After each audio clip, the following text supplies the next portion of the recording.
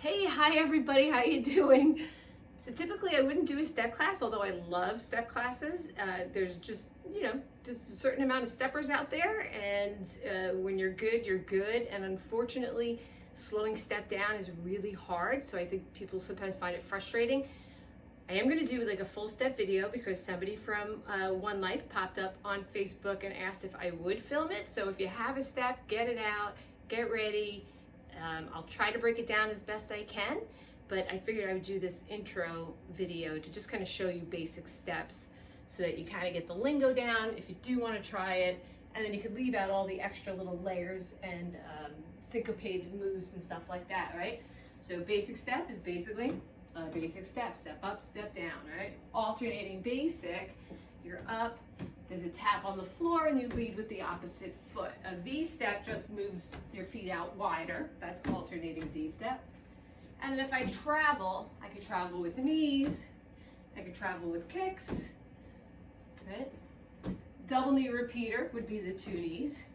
But typically, if somebody says, or an instructor says repeater, it usually means 3, 2, 1, there you go, right? 3, 2, so if they don't say double knee or 4 knees, it's typically a repeater would be 3 knees. Now, knee, straddle, good.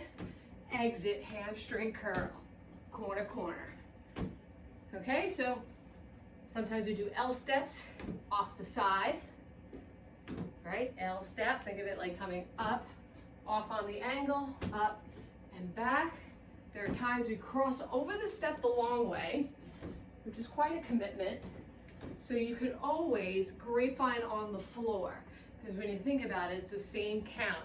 8, 7, 6, 5, 4, 3, 2, 1. 8, 7, 6, 5, 4, 3, 2, 1. Same place, same time, right?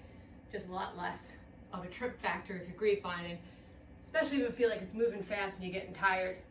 I have 2 risers on. I might rethink that. So if you are going to build a step, you don't really have to have risers, right? Because you're pretty much going to have the size that you always use or the height that you always use. So I'll measure this and put it in the description below. Because if you do build one, you don't need to have it go high sometimes, go low sometimes. So I'll measure it with both risers on, and I'll measure it with just one riser on. If you're short like me, one riser will do it. Because what you don't want to do is have the step so high that when you come up, you're over the top of that knee. And that's the other thing. You want to make sure you get that full foot on the step and you're coming up behind the heel instead of leaning forward and coming up that way. Everything you do on the step, you can do on the floor. And I've seen people do it. They've come into the step class. They don't even use the step, but they follow along on the floor. So there's options, and again, I know step could be frustrating for some people. Trust me, I get it. It's definitely there's a learning curve. So hopefully this video helps, but you could break it down. Maybe get one combo that you know how you could do well after I teach the next class, and then you could just work on that one until it feels like it's smooth. It really is a great workout. Even just doing this little bit makes me breathless, so I'm a little nervous about the next one.